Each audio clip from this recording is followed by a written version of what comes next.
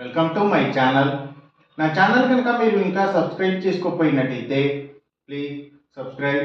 ఈరోజు మనం ఈ వీడియోలో 4 ఏప్రిల్ 2025 అంటే శుక్రవారం రోజు స్టాక్ మార్కెట్ ఏ విధంగా ఉండబోతుంది అనే ప్రెడిక్షన్ వీడియోని మనం చూద్దాం.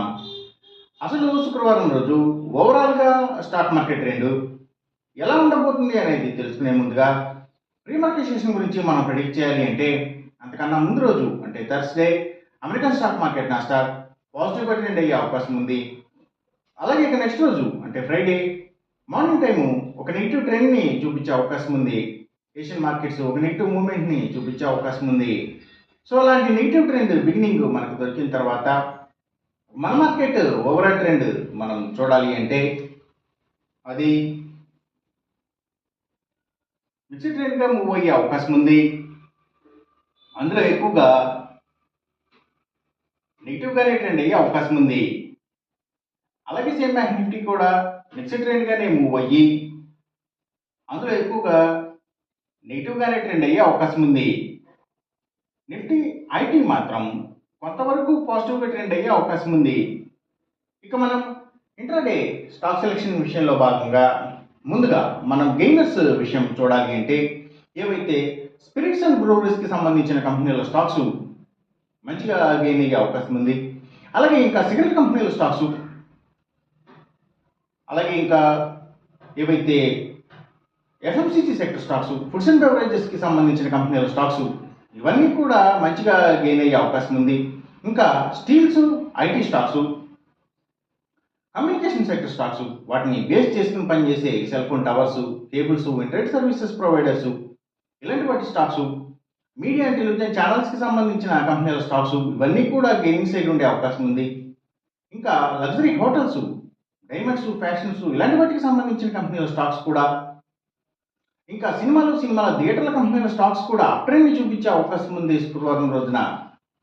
ఇక మనం ఇంట్రాడే లూజర్స్ విషయం చూడాలి అంటే ఏవైతే పబ్లిక్ లిమిటెడ్ కంపెనీల స్టాక్స్ చాలా వరకు కూడా నెగిటివ్గా ట్రెండ్ అయ్యే అవకాశం ఉంది. అలాగే ఇంకా అగ్రికల్చర్కి రిలేటెడ్గా ఉండే అన్ని కంపెనీల స్టాక్స్ కూడా అంటే ఫెర్టిలైజర్స్ అండ్ కెమికల్స్, ట్రాక్టర్స్ కంపెనీల స్టాక్స్, సీడ్స్ కంపెనీల స్టాక్స్ ఇవన్నీ కూడా నెగిటివ్గా ట్రెండ్ అయ్యే అవకాశం ఉంది. అలాగే ఇంకా seaports and harbours, ayurvedic medicines తయారు చేసే కంపెనీల స్టాక్స్, యాక్వాకల్చర్కి సంబంధించిన అన్ని కంపెనీల స్టాక్స్ కూడా నెగిటివ్గానే ట్రెండ్ అయ్యే అవకాశం ఉంది. ఇంకా Nifty automobile sector stocks, power and ఎనర్జీకి సంబంధించిన అన్ని కంపెనీల stocks, tours and travels, logistic supplies ఇలాంటి వాటికి సంబంధించిన కంపెనీల స్టాక్స్, సిమెంట్స్, రియల్ ఎస్టేట్ సంబంధించిన స్టాక్స్ ప్రత్యేకించి ల్యాండ్స్తో డీల్ చేసే కంపెనీల స్టాక్స్, అలాగే ఇంపోర్ట్స్ అండ్ ఎక్స్పోర్ట్స్కి సంబంధించిన కంపెనీల స్టాక్స్, ఆయిల్ అండ్ న్యాచురల్ గ్యాసెస్కి సంబంధించిన కంపెనీల స్టాక్స్, పెట్రోకెమికల్స్కి సంబంధించిన కంపెనీల స్టాక్స్, అలాగే ఫార్మా సెక్టర్ స్టాక్స్ కూడా ఇవన్నీ కూడా నెగిటివ్గానే ట్రెండ్ అయ్యే అవకాశం ఉంది శుక్రవారం రోజున. ఇక మనం ఎంసీఎక్స్ ట్రేడింగ్ విషయం చూడాలి అంటే ఏవైతే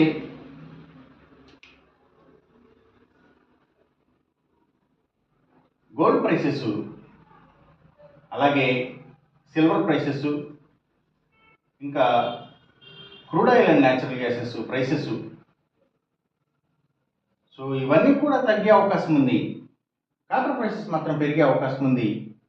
ఈ చెప్పిన రిజల్ట్స్కి ఏమాత్రం వ్యతిరేకంగా జరుగుతున్నట్టు మీకు అనిపించినా సరే ఇమీడియట్గా మీ బెట్ల నుంచి వెనక్కి వచ్చేసేయండి.